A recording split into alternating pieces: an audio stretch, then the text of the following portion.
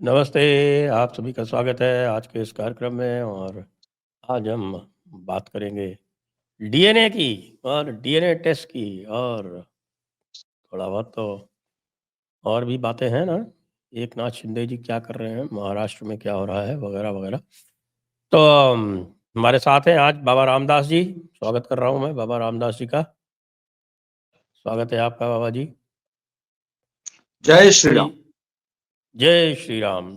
तो ये योगी जी ने जो कल डीएनए थ्योरी दी है, ये पहले जो सरसंघ चालक जी की डीएनए थ्योरी थी उससे काफी अलग दिखती है। क्या कहेंगे आप?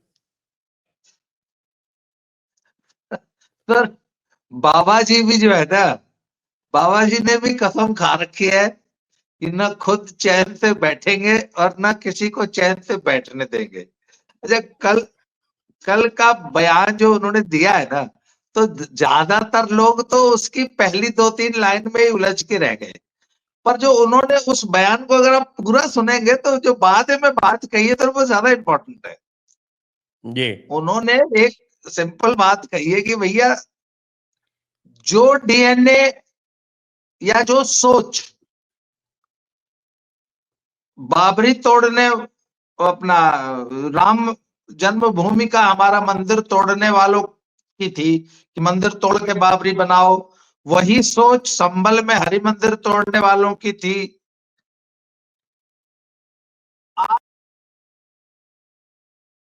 बांग्लादेश में जो हिंदुओं का जो जेनोसाइड, कत्लो गारत और हिंदुओं को जो परेशान करने वाली, मारने वाली जो सोच है, उसमें अंतर कहाँ? मैं आपका कल वो एक कोई पाकिस्तानी पैनलिस्ट के साथ आपका इंटरव्यू देख रहा था।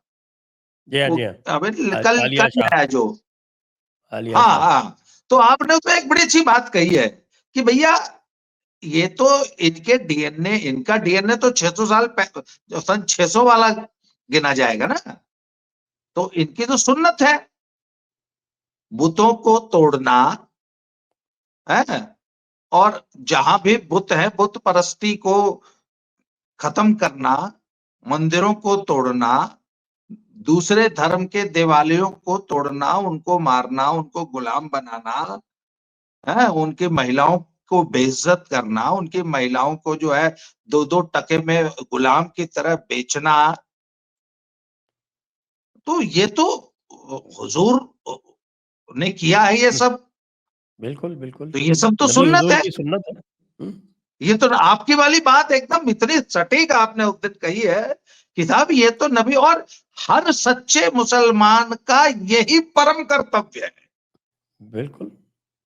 कि नबी हुजूर की सुन्नत को वो 100% फॉलो करे। बल्कि जो नहीं करता है वो सच्चा मुसलमान नहीं है भाई। उसमें लिखा है ना कि किसी भी गैर मुसलमान से यारी, दोस्ती, रिश्तेदारी नहीं करनी है। उनको बिल्कुल नहीं बस करनी। रमजान का महीना छोड़ दो, उसके बाद जहां मिल जाए वहीं घात लगा के बैठो, उनके लिए मारो। तो ये सब सुन्नत है। तो सर ये अच्छा, अगर एक सच्चा मुसलमान जो है अपने नबी की सुन्नत को फॉलो कर रहा है, तो उनके लिए तो एकदम सही है ना। तो इसमें अखिलेश यादव को दिक्कत कहां से आ गई? पहले तो मुझे ये बताइए, बाबा ने जो कहा है कि भैया जो काम बाबा ने कोई अच्छा, गलत नहीं कहा। अखिलेश यादव को ये मति भ्रम है। कह रहे साहब, संत को ऐसी बात नहीं करनी चाहिए। अरे भाई, क्या मतलब हुआ? नहीं, संत को 6 साल की लड़की तो शादी कर लेनी चाहिए अपने दोस्त की बेटी से। नहीं साहब, वो तो हिंदू संत की बात कर रहे हैं ना कि साहब, हिंदू संत को ऐसी बात नहीं करनी चाहिए। अच्छा, कोई तो ये जो कोई है ना, वो हाँ, उसकी परंपरा में ऐसा नहीं आता कि साहब कि वो इस तरह की बात कहे कि किसी का डीएनए जो है वो गलत है। लेकिन बात तो क्या है, वो अखिलेश जी कहने का यह प्रयास कर रहे थे कि भाई डीएनए तो सबका एक है।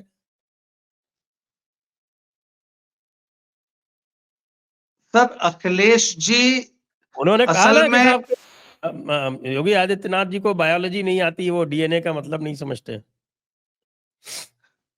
सर असल में अखिलेश जी डीएनए को ज्यादा समझते हैं और बाबा बल्कि डीएनए को कम समझते हैं। अखिलेश जी जो डीएनए चला आया है ना, अरब का DNA, in fact Baba was talking about the Arabian DNA. और वो जो अरब का जो डीएनए आके यहाँ पे जो ठाठे मार रहा है ना, वो दिक्कत है सर। और उसके बाद जो अगला वाक्य बाबा ने कहा है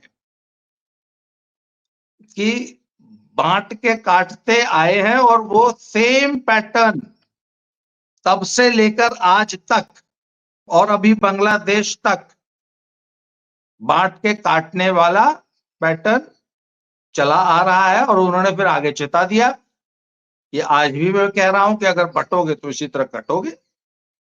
तो उन्होंने तो अपने इस नारे को और ज्यादा पुख्ता तरीके से इस बार प्रस्तुत कर दिया। जी, तो उत्तर प्रदेश में तो मामला संभल के बाद और भी गर्म हो गया है, और जो बटेंगे तो कटेंगे वाली ट्यून पे ऐसा लग रहा है कि सारे लोग इकट्ठे हुए जा रहे हैं। अभी तो उनके जो महंत हैं जिन्होंने मुकदमा किया है संभल में, वो भी तो यादव है। जी नहीं सर, यूपी में एक कांड और हुआ है। आज जी से 2 दिन 3 दिन पहले एक 13.5 साल का बच्चा अपने गांव में अपने पड़ोस की एक लड़की से बात कर रहा था, सिर्फ बात कर रहा था। तो उस लड़की के बाप ने, लड़की भी यही 12 13 14 साल की ही थी, उसकी शायद क्लास में ही पढ़ती थी, 9वीं क्लास का स्टूडेंट था, शैलेश यादव। वो बाप आ गया, बाप ने अपनी बेटी को वहां से भगा दिया और उस लड़के को मारने लग गया। और उसका सिर में जो है कोई एक घटनास्थल से एक फावड़ा बरामद हुआ है और बच्चे की जो है बहुत बुरी तरह से खून में लिपटी हुई डेड बॉडी बरामद हुई है, जिसके सिर के पीछे की तरफ बहुत गहरे घाव हैं। तो सर वो बच्चा है 13 14 साल का और पूरी समाजवादी पार्टी को सांप सूंघ गया। आमतौर पे बात बात पर बाबा को घेरने वाले, बाबा की पुलिस को घेरने वाले और लॉ एंड ऑर्डर पे सवालिया निशान खड़े करने वाले अखिलेश यादव और उनके गुर्गे और पूरी की पूरी समाजवादी पार्टी जो है वो इस कांड पर चुप है। और कांड है प्रयागराज के एक गांव का। तो सर इस पे सोशल मीडिया में यूपी में यहाँ पे एक वो चल रहा है कि अखिलेश शैलेश के घर कब जाओगे, या शैलेश को मुआवजा कौन देगा। ये वो चल रहा है सर पूरे यूपी में, पूर्वांचल में तो जबरदस्त चल रहा है कि ऐ अखिलेश शैलेश के घर कब जाओगे। और वही लगे हाथ सवाल राहुल गांधी से पूछा जा रहा है कि संभल जाने के लिए तुम लोग इतने उतावले हो, शैलेश को कौन पूछेगा। शैलेश के लिए भी आपके पास सहानुभूति के 2 शब्द हैं। तो सर ये बड़ा जायज सवाल है। अच्छा मैं बिल्कुल आपको जायज एक ना सवाल है। आपके आपके दर्शकों के साथ एक स्टोरी शेयर करना चाहता हूँ। जी ये 90s की बात है सर कि कैलाश नाथ यादव नाम का एक टेलीकॉम का ठेकेदार उसको शौक चल रहा और वो उस जमाने में कुछ करोड़ रुपए देके बहनजी से टिकट ले आया। और अभी चुनाव में था 1 साल बाकी। अच्छा। तो ये हमारे सैदपुर क्षेत्र की बात है। तो सर वो उसने क्या किया कि बहनजी की पार्टी बीएसपी से टिकट ले आया और इलाके के जितने यादव ग्राम प्रधान थे और जो भी प्रोमिनेंट लोग थे, सबको उसने 50-50 हजार, 1-1 lakh, 2-2 lakh, depending upon the population, Yadav population, हर गांव के यादव प्रधान को पैसा बांटना शुरू किया और घूम घूम के वो प्रचार करने लगे। चुनाव में भी 1 साल बाकी था। मैं ये कैलाश नाग यादव का नाम लेके ये स्टोरी सुना रहा हूं। कॉन्स्टिट्यूंसी तो कौन सी थी? सैदपुर, सैदपुर। ये डिस्ट्रिक्ट गाजीपुर में पड़ती है। अच्छा। तो सर वो खानपुर की तरफ एक गांव था, तो वहां पे जो गांव के लोग चक्कर लगवा रहे थे उसको, तो एक वहां पे बहुत ही गरीब हरिजन परिवार था, उसकी पत्नी ना बहुत सख्त बीमार थी और ये आदमी पैसा एकदम लुटा रहा था गांव में। तो गांव के लोग उसको उस हरिजन के दरवाजे पे ले गए और बोला कि जी ये बहुत ज्यादा इसकी बीवी बीमार है, तो इसकी कुछ सहायता कर दीजिए। तो कैलाश यादव ने कहा कि नहीं नहीं, इसके हिस्से का पैसा मैं बहन जी को दे चुका हूं। इसके हाँ, हिस्से का यादवों के हिस्से का ही पैसा बांटूंगा। हाँ, यादवों के हिस्से का पैसा मैं बांटूंगा, बांट रहा हूं, पर इसके हिस्से का पैसा तो बहन जी ले चुकी है मुझसे, तो इसकी जो भी सहायता करेंगी बहन जी करेंगी। Very good. तो सर ये मॉडस ऑपरेंडी था पूर्वांचल की राजनीति का कि बहन जी की पार्टी से टिकट मिला है पैसे देके, इसलिए बहन जी का वोट तो बंधुआ वोट है उनका, तो उसकी चिंता तो बहन जी करेंगी, मुझे सिर्फ यादव वोट लेना है, उसके लिए मैं पैसा खर्च कर रहा हूं यादवों पे। सर सेम यही कि यादव वोट तो अखिलेश का बंधुआ वोट है, उसके लिए उसको कोई मुआवजा देने की जरूरत नहीं है, इसलिए शैलेश यादव को मुआवजा नहीं देगा। और लेकिन यादव इतना बंधुआ होता नहीं है वैसे, कई बार जो है वो अरे सर नहीं नहीं नहीं बमक सर, जाता है। आप ये कह के यादव का अपमान मत कीजिए। अच्छा है, यादव बंधुआ है बिल्कुल बंधुआ है सर, बंधुआ है।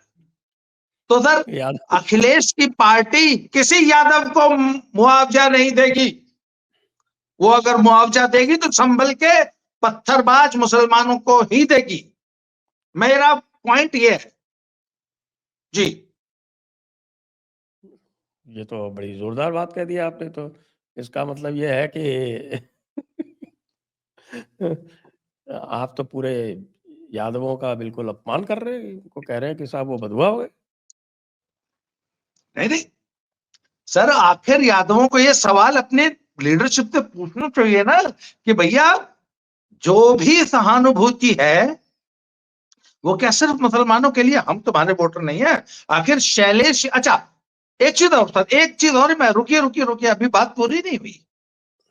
अगर शैलेश की हत्या किसी ठाकुर ने की होती, किसी ब्राह्मण ने की होती, या किसी भाजपा के वोटर ने की होती, तो अब तक समाजवादी पार्टी ने क्या तांडव किया होता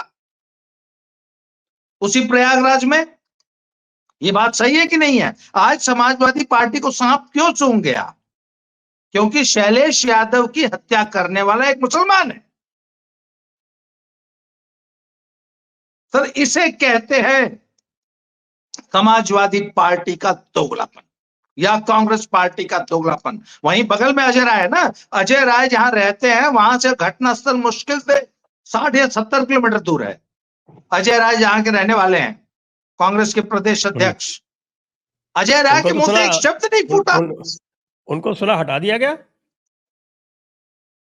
अभी लेटेस्ट इधर हटा दिया तो मुझे ध्यान नहीं है, कल ये अभी नहीं आया था हटाए कि थे, साहब आई कि am not sure. Uttar Pradesh की पूरी पीसीसी जो है, प्रदेश कांग्रेस कमेटी, वो भंग कर दी गई है। आज ही कल में हुआ होगा शायद, आज आए कल खबर कल पड़ी तो थी कल मुझे। कल रात की बात है, कल रात की बात है ये। नहीं, अभी प्रदेश अध्यक्ष ने हटाया, डिस्ट्रिक्ट कमेटी रिस्ट्रक्चर की जा रही है। यस, अभी प्रदेश अध्यक्ष नहीं हटाए, only the district committees are being restructured. आज ही ये बयान आया है और खुद अजय राय का ही आया है। यस, मुझे ध्यान आया। तो अजय राय ने भी शैलेश यादव के लिए मुंह नहीं खोला है, क्योंकि कांग्रेस पार्टी और अखिलेश यादव, ये दोनों सिर्फ और सिर्फ मुस्लिम तुष्टीकरण करेंगे। क्यों? क्योंकि यादव वोट तो बंध हुआ वोट है, उसको किसी तुष्टीकरण या किसी मलहम या किसी सहानुभूति की जरूरत नहीं है। तो साहब ये ये है। बताएं कि यादव जो है उत्तर प्रदेश में तो 8-9% ही है और 19% करीब मुसलमान है। तो ये 19 और 8 27% जो है ये ये जो है वो बाकी 73% से ज्यादा है क्या? सर होता पता है क्या है, जब जो पोल मैनेजमेंट है वो ये कहता है कि ओवरऑल बेशक 8-9% है, पर बहुत सी ऐसी सीटें हैं जहां इनकी संख्या 20, 25, 22, 24, 26% तक चली जाती है, और वहां पे 2, 4, 10% मुसलमानों का वोट मिला के भी कम से कम 100-125 सीटें ऐसी हो जाती हैं जहां मुस्लिम एम वाई कॉम्बिनेशन जो है अराउंड 30% पहुंच जाता है। उन सीटों पे तो मुस्लिम और यादव को टिकट देकर काम चला लिया जाता है। जो बाकी हैं उसमें क्या होता है कि मान लीजिए बहुत सारी सीटों पे कुशवाहा बहुल है, तो कुशवाहा को टिकट दे दिया तो वो लोकसभा में 2-2.5 लाख वोट, जैसे गाजीपुर में 1.5 से 2 लाख वोट कुशवाहा का है, तो यादव का वोट मिलना ही मिलना है, मुसलमान का वोट मिलना ही मिलना है। कुशवाहा अपना वोट ले आएगा, राजभर अपना वोट ले आएगा, है। अगर राय साहब को टिकट दे दिया तो राय साहब वोट ले आएंगे, ठाकुर साहब को टिकट दे दिया तो ठाकुर साहब भी 25-50 हजार वोट ले आएंगे, तो वो काम चलाने लायक सीटें मिल जाती हैं। पहले इनकी जो ओबीसी की अम्ब्रेला भी थोड़ी ठीक ठाक होती थी, बड़ी होती थी, ओबीसी वोट ठीक ठाक था। तो सर ये जिन सीटों पे मुस्लिम और यादव मिला के 30% हो जाते हैं, वहां फिर इनकी दाल गल जाती है। तो ये है सर इक्वेशन। अच्छा, दूसरी चीज है कि यादव वोट की पोलिंग बहुत अच्छी होती है इनके फेवर में। बहुत सारे केसेस में तो 80 to 90% तक वोट समाजवादी पार्टी को पड़ता है, जो यादव बहुल सीटें हैं। जी। तो ये इक्वेशन तो बन जाती है। फिर ये जो है ये 2017 में 47 और 2019 में 125 सीटों तक कैसे, बल्कि 112 113 इनका कोalition लाया था 125 सीटें, तो इतने तक कैसे सिमट गए? सर मेरी बात पे बहुत सारे लोगों को विश्वास नहीं होता है, और ये जो 2024 का लोकसभा और 2022 का विधानसभा अगर आप छोड़ दें, तो उससे पहले दो 2019 का लोकसभा, 2014 का लोकसभा और इसके अलावा 2017 का विधानसभा, सर इसमें मुस्लिम वोट बहुत कम वोट डालने निकला था। ये मेरी अपनी आंखों देखी हुई बात है, और मैंने इस पे बीसीओ लेख लिखे हैं, बीसीओ इस पे मैंने वीडियोस किए हैं कि भैया ये मैंने अपनी आंख से देखी हुई बात है, क्योंकि मैं बहुत सारे मुस्लिम बहुल वोटिंग वाले दिन मैंने मुस्लिम बहुल बूथ्स का दौरा किया था। तो मुसलमान उन दिनों वोट कम डालने निकल रहा था, क्योंकि उसके पास they had no reason to vote, और बहुत ज्यादा कोई ऐसा कोई कम्युनल लाइंस पे भी और कोई बहुत ज्यादा तनाव वाली बात नहीं थी, और मोदी वेव थी। सर पिछले लोकसभा की बात अलग थी, और पिछले विधानसभा की 2022 में भी बड़ा अभूतपूर्व वोटिंग हुई है मुसलमानों की। यादवों का भी बहुत जबरदस्त कंसोलिडेशन हुआ। और आपको एक चीज और बताऊं, 2014 के चुनाव में बीजेपी को बहुत अच्छा यादव वोट मिला था।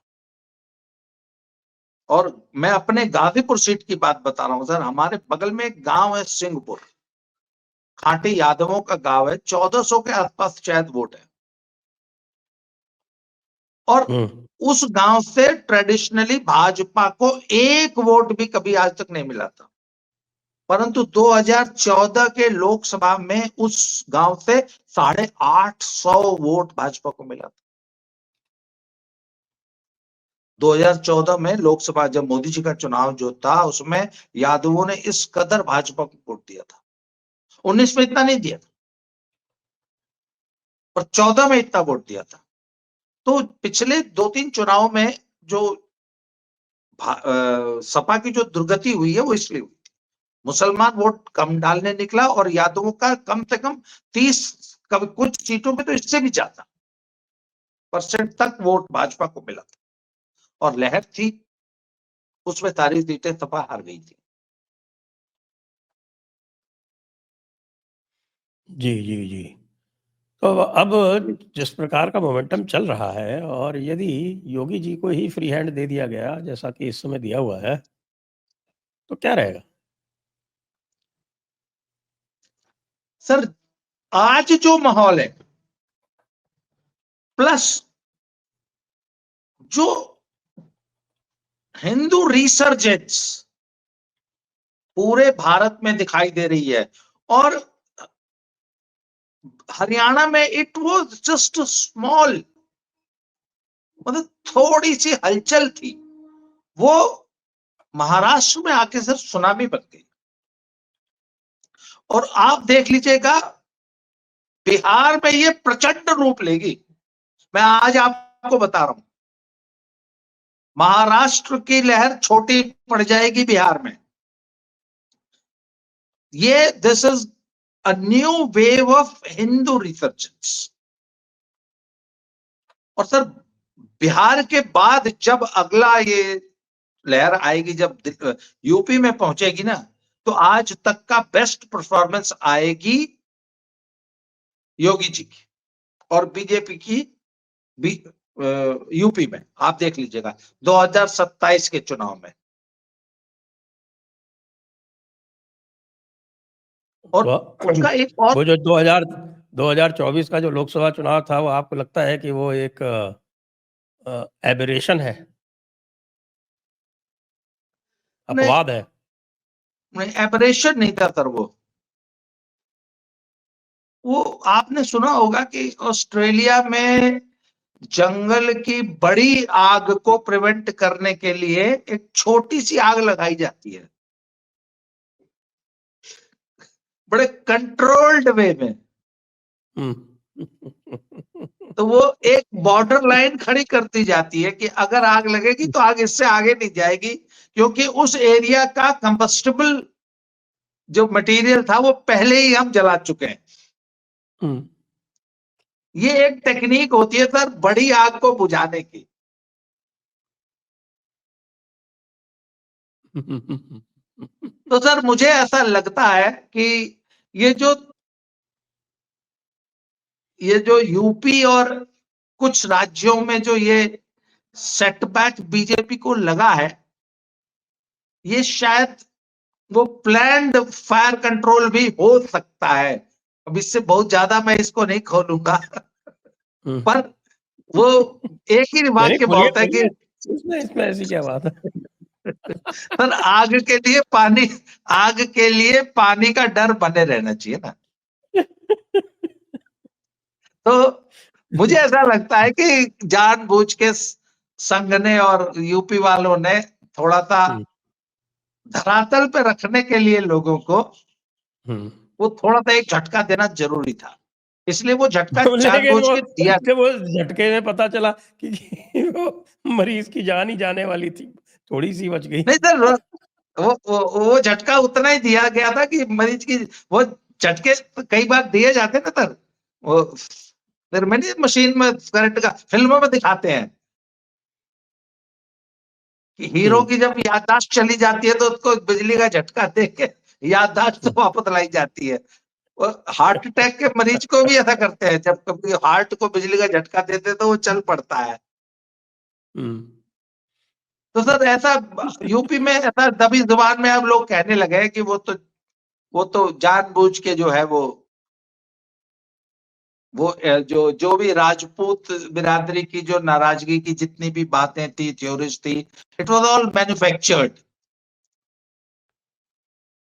चलिए हम अदरवाइज इसमें बहुत ज्यादा डिटेल में नहीं जाएंगे, मैन्युफैक्चर्ड बाय हुम। हाँ बिल्कुल। तो सर और कुछ तो मैं कहूंगा इनवाइटेड भी थी। वो वीके सिंह हाँ वाला हाँ तो बड़ा बिल्कुल। भारी सेल्फ गोल था, वो तो सेल्फ हाँ गोल था, बिल्कुल वीके सिंह का टिकट बिल्कुल। ना देना। हाँ हाँ उनको अंदाजा नहीं था कि जनरल वीके सिंह की राजपूत कम्युनिटी में क्या प्रतिष्ठा है। उन्होंने जी सोचा कि हाँ बस ठीक है, हम 6 लाख से जीतते हैं, कोई बात नहीं, 3 लाख से जीत जाएंगे। ये नहीं सोचा था कि वो पूरे एरिया में, पूरे उत्तर प्रदेश में उसका इम्पैक्ट आ जाएगा। जी तो अब जो ये महाराष्ट्र का जो चुनाव हुआ है, महाराष्ट्र के जो परिणाम आए हैं, जैसा आपने देखा, यहाँ पर भी जो है वो नीचे तक पूरा संघ लगा था। संघ के अतिरिक्त तो और भी जो हिंदू अ, हिंदुओं का जो और संगठन है, जैसे कीर्तन मंडलियां इत्यादि सब लगी थी नीचे तक। और योगी जी का जो बटेंगे तो कटेंगे है, वो भी पूरी तरह से वहाँ पर रेजोनेट कर रहा था। इन्होंने देवेंद्र फडणवीस को एक तरह से फ्रीडम भी दे दी थी कि हाँ भाई तुम अपने हिसाब से थोड़ा करो, थोड़ा सा ढील थी, उनको अपना निर्णय लेने की स्वतंत्रता थी। ये सब हुआ। तो अब से आपको लगता है कि साहब की जो 2024 के जो लेसन्स थे, जो पाठ सीखना था, उससे वो सीख लिया गया है? सर बिल्कुल। मैं आपने कहा ना सर, मैं आपको महाराष्ट्र दौरे की एक बड़ी अच्छी बात बताता हूँ कि हम लोग ना शाम को मंदिरों की आरतियों में जाया करते थे। वहां पे लोकल जो संघ भाजपा के कार्यकर्ता थे, वो मेरा एक छोटा सा लेक्चर कराते थे आरती के बाद या आरती से पहले। और मंदिरों में बहुत अच्छी गैदरिंग होती थी, एक एक मंदिर में तो 1,000 लोग आरती पे जुटते थे। तो सर वहां पे वारकरी समुदाय के भजन मंडलियां आती थी, और वो करीब 15-20 मिनट 25 मिनट, मैं वो वीडियो भी डाला है। उन भजन मंडलियों के साथ हमने भी भजन गाए घूम घूम के खूब।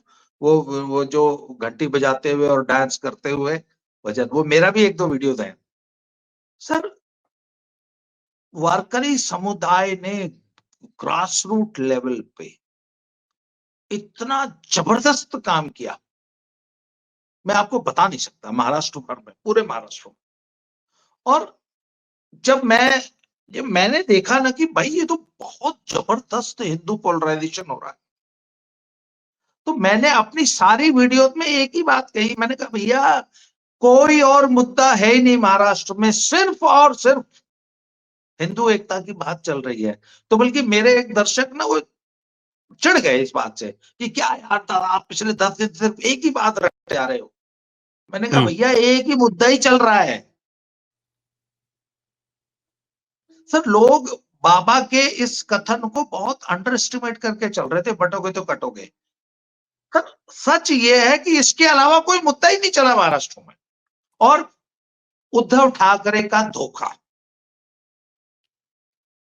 उद्धव ठाकरे ने जो हिंदू सनातनियों को जो धोखा दिया, उससे इतना ज्यादा आहत था वृहद हिंदू समाज, जिसकी लोगों ने कल्पना भी नहीं की थी। और ये जो इतनी बड़ी विजय मिली है, ये हिंदू एकता का परिणाम है। और सर ये सेम सेंटिमेंट आज की तारीख में पूरे यूपी में और पूरे बिहार में चल रहा है। और आपको मैं बता रहा हूं, आपको बिहार में यही रिजल्ट देखने को मिलेंगे। और ये सेम लहर आज यूपी में चल रही है। लेकिन यूपी में चुनाव तो अभी 2 साल से ऊपर है, लगभग 2.25 साल बेशक बाकी है। सर, और संभल की और ये जो घटनाएं हुई है ना सर, इन्होंने तो यूपी को उद्वेलित किया है ना। और एक बात आपको और बताऊं, आने वाले दिनों में हर हफ्ते आपको एक बड़ी मस्जिद के खिलाफ याचिका स्वीकार होती हुई मिलेगी। हर बड़ी मस्जिद के नीचे एक मंदिर छुपा है, और उसकी याचिका जो है हिंदू बदायूं में भी हो पक्ष गई। दायर करेगा। बदायूं में भी हो गई। बदायूं में भी हो गई है, वो 2.5 दिन के झोपड़े पे भी हो गई है। नहीं, अभी हुई नहीं है वो। अभी 2.5 दिन के झोपड़े पे याचिका दायर नहीं हुई है। जो याचिका दायर हुई है वो अजमेर दरगाह के ऊपर हुई है, और हाँ। अभी उस पे नोटिस हुए, नोटिस हो हम्म, गए उस पे। तो उस जी सेंस में तो एक्सेप्ट हो गई है, नोटिस तो हो गया उसके ऊपर। लेकिन 2.5 दिन के झोपड़े का केस जो है वो ज्यादा स्ट्रांग है। सर, अब कुतुब मीनार पे भी होगी। कुतुब मीनार का केस तो पहले से ही चल रहा है, ये विष्णु जैन नहीं लगा रखा है, हाँ उसने विष्णु जैन नहीं लगा रखा। देखिए, वो सीधी सी बात है कि क्या है, कल मैं देख रहा था, किसी ने बड़ा अच्छी बात कही थी, जो ये कहा था कि ये जो आज आप देख रहे हैं, वो इस चीज़ का परिणाम है कि सबसे पहली बात तो जो मार्क्सिस्ट हिस्टोरियंस को एक प्रकार से उनको पूरा का पूरा इतिहास लेखन का कार्य आउटसोर्स करके और हमारे इतिहास को झुठलाया गया। और न केवल झुठलाया गया, बल्कि हिंदुओं को कहा गया कि साहब की, जैसे नेहरू जी ने कहा था कि साहब की जो है वो मुस्लिम सांप्रदायिकता से मुझे इतना भय नहीं लगता जितना कि हिंदू पुनर्जागरण से लगता है। उनके लिए हिंदू रिवाइवलिज्म जो था वो और हिंदू कम्युनलिज्म वो बड़ा खतरनाक था। वो खतरनाक उनके पर्सनल के लिए था, देश के लिए नहीं था, क्योंकि राष्ट्र का सिद्धांत तो हिंदू धर्म से ही आता है ना। वो मुस्लिम से तो नहीं आएगा वो, किसी भी, उनकी तो उम्मत अलग है। तो ये जो छुपाने का काम किया, अगर सच बता दिया होता तो हो सकता है कि किसी लेवल पे इसका जो है वो समझौता हो गया होता, कोई रिकंसिलिएशन हो गया होता। एक समय था जब हिंदू समाज उदार मन से कि भाई ठीक है, जो हमारे मुख्य मुख्य हैं उनको आप दे दो तो बाकी हम निपटा देंगे।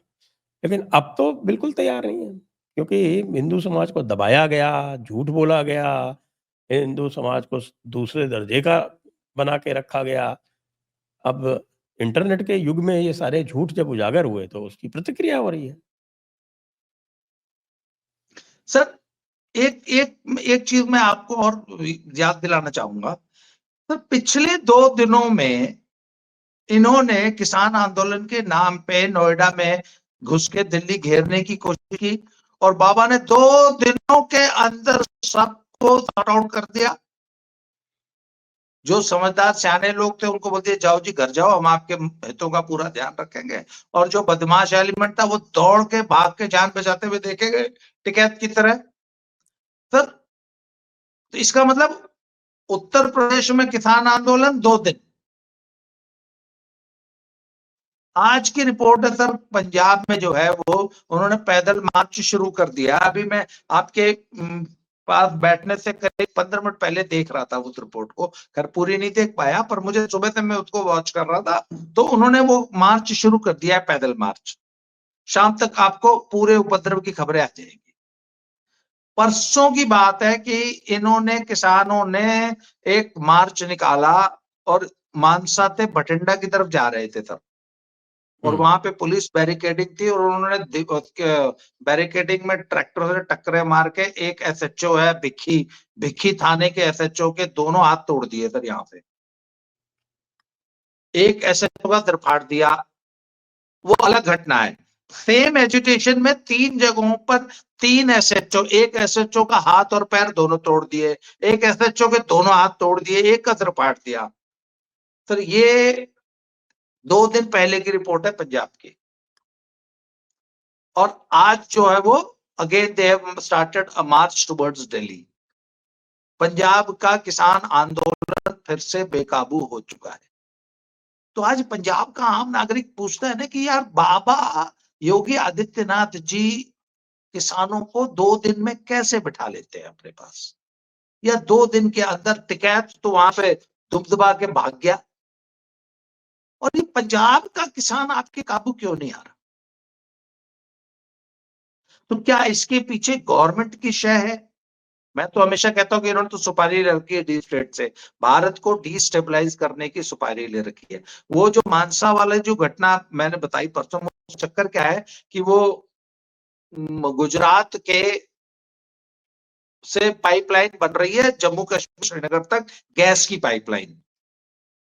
उसमें सरकार ने प्रति एकड़ 24 लाख मुआवजा ऑलरेडी किसानों को दे दिया है। उसमें कॉन्ट्रैक्ट सिर्फ इतना है कि किसान की खेत के अंदर से 90 फीट चौड़ी एक गड्ढा खोदेंगे, जिसमें 15 फुट नीचे वो पाइप गाड़ देंगे और वापस उस जमीन को प्लेन कर देंगे। आपको सिर्फ इतना कॉन्ट्रैक्ट करना है कि उस जमीन पे आप कोई मकान नहीं बनाएंगे, आप कोई बड़ा वाला पेड़ नहीं लगाएंगे और तालाब नहीं खोदेंगे।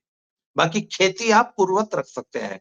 और 24 लाख मुआवजा दिया है, किसानों ने ले लिया। Most of the farmers are very happy about it. But इसके बावजूद 1.5 किलोमीटर, 1.25 किलोमीटर एरिया के किसानों ने एजिटेशन कर रखा है और उसकी वजह से वो पाइपलाइन पिछले 4 साल से अटकी हुई है।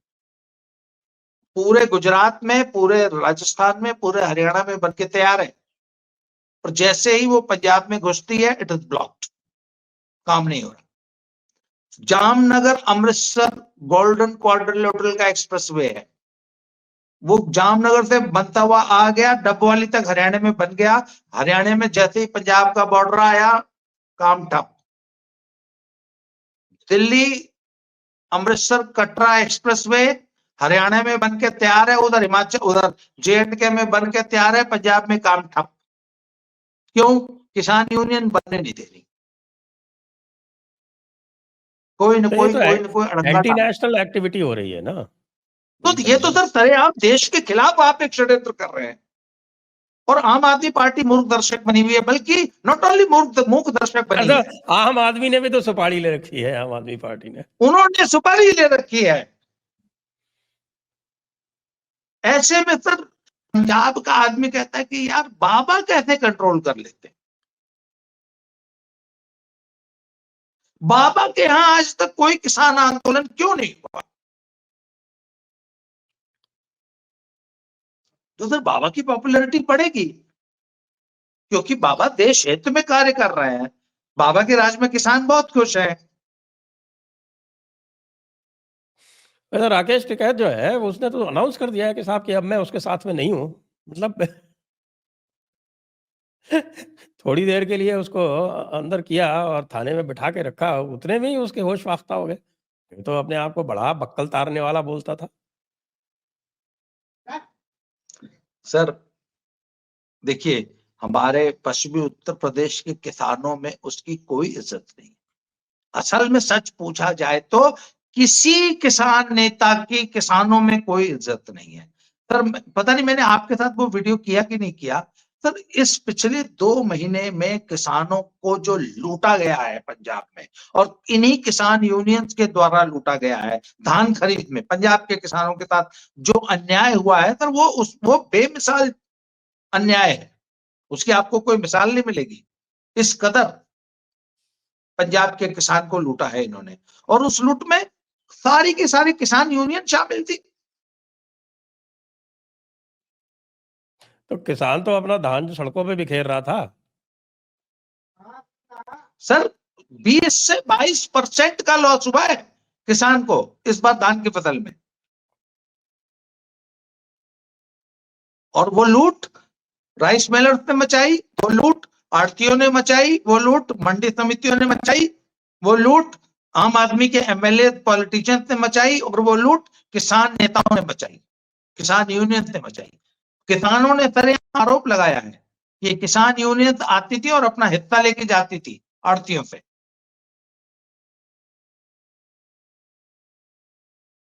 ये तो शुरू धान से की ही था। धान तो उस टाइम तो इनको लग रहा था कि नहीं साहब, किसान यूनियन बड़ा अच्छा काम कर रही है, बहुत महान काम है, किसान यूनियन ने कर दिया। हरियाणा में तो नहीं हुआ, हाँ हरियाणा में तो आराम से लोगों ने अपने धान बेचे। बिल्कुल, हरियाणा में कोई प्रॉब्लम नहीं हुई, यूपी में कोई प्रॉब्लम नहीं हुई।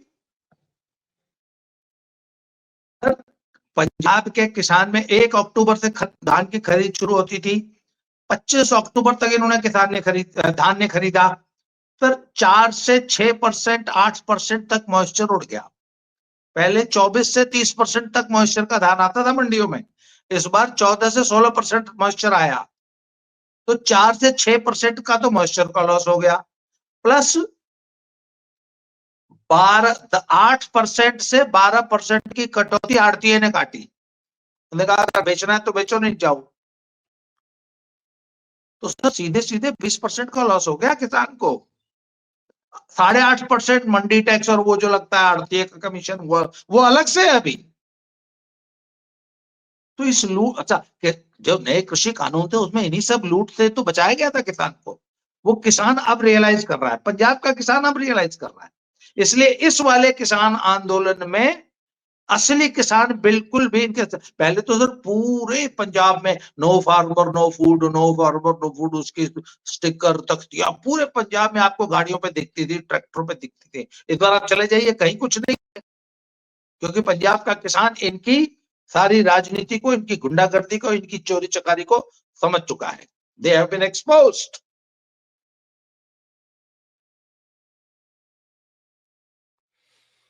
बिल्कुल। तो इसलिए बाबा की जो प्रतिध्वनि है अब पंजाब में भी जी गूंजेगी। जी और ये पंजाब के लोग ही तो इनको चुन रहे हैं बार बार। आप देखें ना कि किस तरह से आपके ये एसजीपीसी की गुंडागर्दी देख लीजिए। अब एसजीपीसी वालों को या अकाली दल को वोट नहीं मिलता, वो बात अलग है, लेकिन उनकी जो गुंडागर्दी है वो बदस्तूर कायम है साहब। सुखबीर बादल ने उनके साथ मिलके अपना एक नया नाटक खेल लिया है, और उन पे हमला सर भी हो बिल्कुल जाता है, हमले से बच भी जाते हैं। बिल्कुल। हाँ, और हमलावर भी ऐसा चुना है उन्होंने। हाँ, अच्छा, सर जिसको बात जेल यह ना जाने कि में कोई इस, दिक्कत नहीं है, हाँ, जेल से उसका चोली दामन का साथ है। नहीं नहीं, और मजे की बात सर, आज मैं सोशल मीडिया स्क्रॉल कर रहा था sir, he is being held as a hero in Punjab. वो जो नारायण सिंह चौड़ा है ना, हम्म। जितना भी खालिस्तान समर्थक है उसको बोला वो बल्ले बल्ले जी, वाह जी वाह, सरदार जी ने तो कमाल करता, ये असली शेर।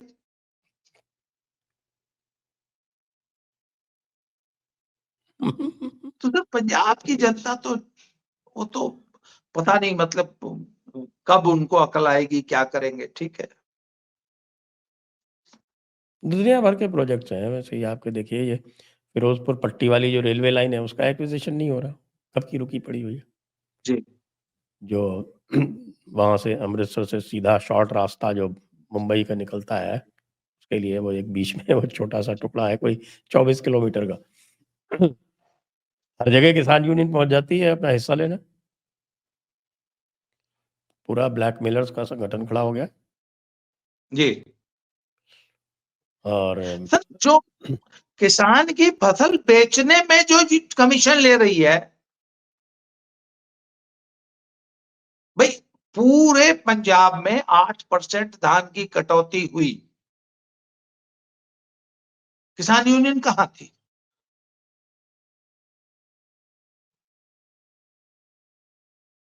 तो आड़तिया तो बोलता है किसान यूनियन तो कम से हिस्सा लेके गई है।